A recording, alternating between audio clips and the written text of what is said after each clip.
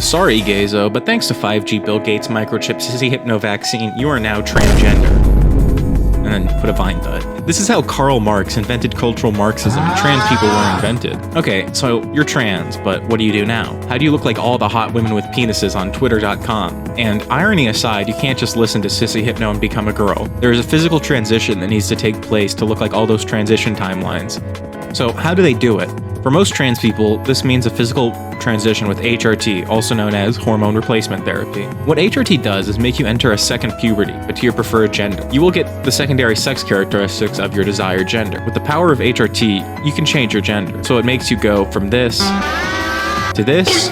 So what is HRT and how does it work? It's just hormones. Estrogen. It is not some experimental super drug. It is just sex hormones. All HRT does is raise hormone levels to that of a healthy cis person's. So, what does this second puberty entail? For Transfem, HRT causes feminine body fat redistribution, growth of thighs, buttocks, and hips, breast growth, skin softening, decreased sex drive, slowing of body and facial hair growth, and reversal of male pattern hair loss. Here's the full chart if you want to pause it and look at it, I guess. But most importantly, HRT has been shown scientifically to increase quality of life for trans people. HRT isn't required for being transgender, but it will absolutely help you be your gender of choice. If any of this sounds appealing to you, I'm sorry to say you're transgender. So I know what you are, Zoe.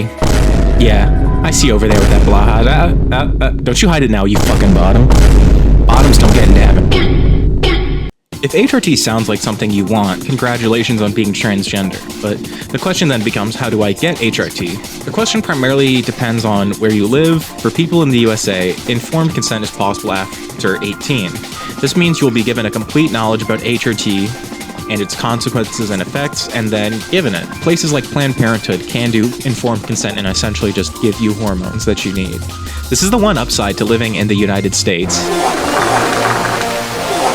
The general rule is that HRT through official channels is slower, safer, and that not every country offers reasonable legal channels to access HRT. For example, in the UK, waitlists can be as long as 5 years for a first-time appointment. So let's say you know what you want, or you're in a country without easy access to HRT.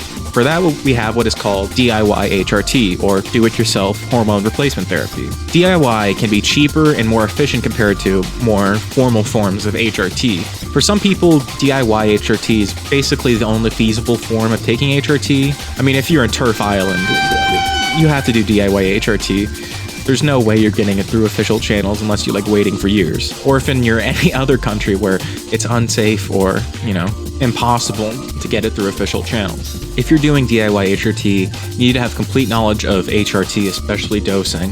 Now, doing a complete video on a comprehensive guide of every single aspect of transitioning would be kind of boring, so I would recommend DIYHRT.wiki as a good starting point for having a complete understanding of DIY HRT. On screen are some other resource links for more information if you need it. I will say, if you are going to take DIY HRT, you need to be 100% certain before you do it. The effects of transitioning through this second puberty are irreversible, so you have to really know that's what you want before you do it.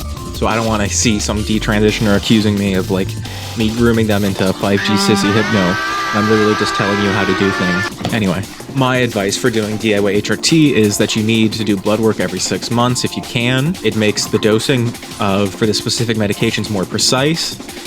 Injections are generally the most cost-effective form of HRT and generally the most effective. What matters most is the amount of estrogen inside of your bloodstream and matching that to a cis person's level of estrogen in their bloodstream.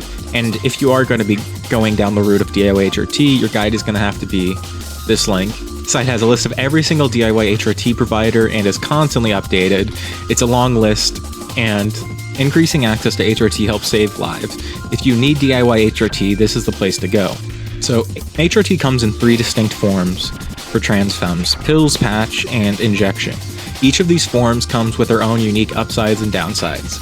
Pills are generally easiest, but you have to take them daily. In terms of delivery of the hormones, it's pretty on par with patches. Loads of pills can be pricey, but they're generally pretty discreet.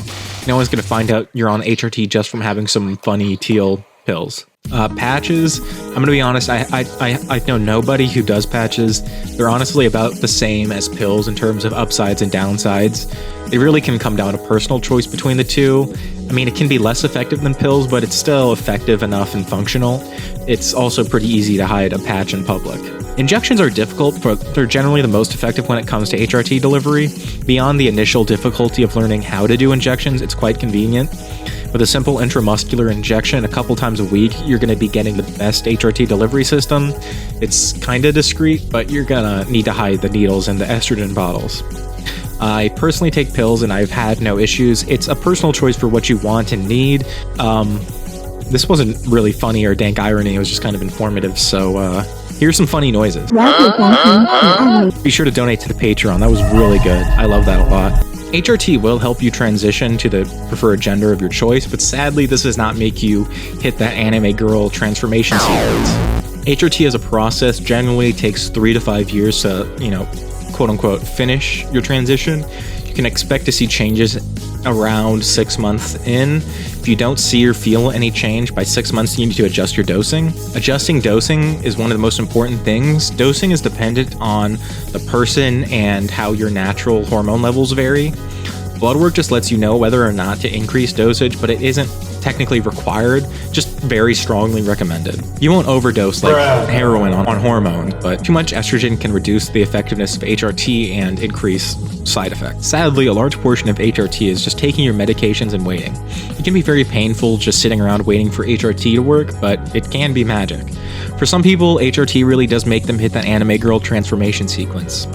Another sad reality of HRT is that the results of HRT are dependent on the person. It varies on how effective it's going to be and how much a second puberty is going to change for you. What I would recommend is just cautious optimism. Don't expect to be disappointed, but don't expect to be amazed. Level your expectations. It's a very personal decision to make, but it can absolutely improve the quality of your life. And there it is, my best attempt to give a general introductory about HRT. I will definitely explore the subject a lot more in other videos.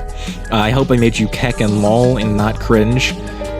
Here's an image of Grumpy Cat. Isn't that hilarious? I liked how when Grumpy Cat flushed that beautiful FTM pussy.